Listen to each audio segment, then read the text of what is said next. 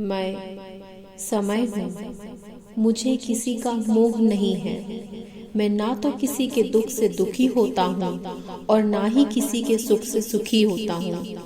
लेकिन फिर भी भाग्य की रेखाओं में कभी कभी मैं भी उलझ जाता हूँ और मैं आपको वहीं लेकर जा रहा हूँ जहाँ मैंने गंगा और शांतनु के पुनर्जन्म के रहस्य के बारे में बताया था, जो कि एक अलिखित रहस्य था।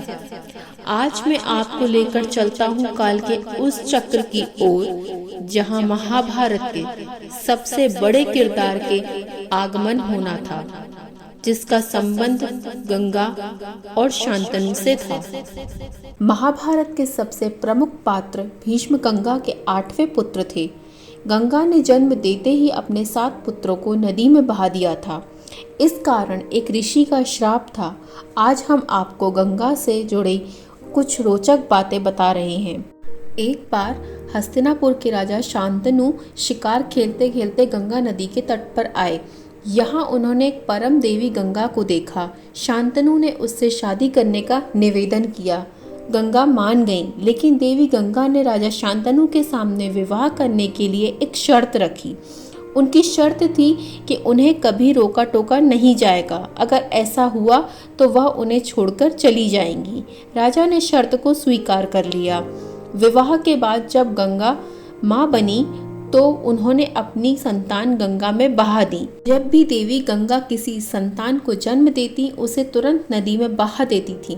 इस तरह से उन्होंने अपने 7 पुत्र नदी में बहा दिए। लेकिन राजा शांतनु को दिए गए वचन के कारण गंगा से कोई प्रश्न नहीं करता था, क्योंकि उन्हें डर था कि यदि मैंने इससे कारण पूछा तो यह मुझे छोड़कर चली जाएंगी। जब देवी गंगा ने अपने 8वें पुत्र को जन्म दिया, तब भी वह माँ गंगा उसे नदी में बहाने निकल गईं। तब राजा शांतनु खुद को रोक न सके। उन्होंने गंगा को रोककर पूछ लिया, आखिर वह संतान को नदी में क्यों बहा देती हैं? तब गंगा ने कहा कि आपने अपना वचन तोड़ दिया, अब मुझे आपको छोड़कर जाना होगा। आप संतान के लिए दिया गया वचन भूल गए। गंगा जी ने बताया कि राजन, जिन पुत्रों को मैंने नदी में डाला था वे सभी वसु थे, जिन्होंने वशिष्ठ ऋषि से श्राप लिया था। उन्हें मुक्त करने के लिए ही मैंने उन्हें नदी में प्रवाहित किया है। आपने शर्त ना मानते हुए मुझे रोका, इसलिए मैं अब जा रही हूँ। ऐसा कहकर गंगा शांतनु के 8वें पुत्र को लेकर अपने साथ चली गई।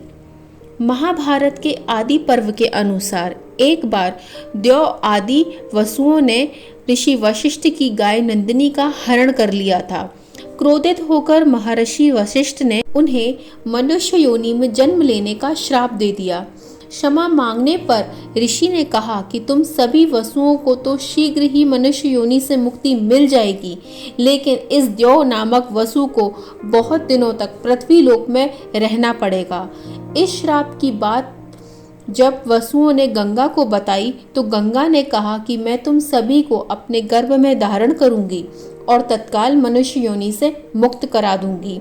गंगा ने ऐसा ही किया।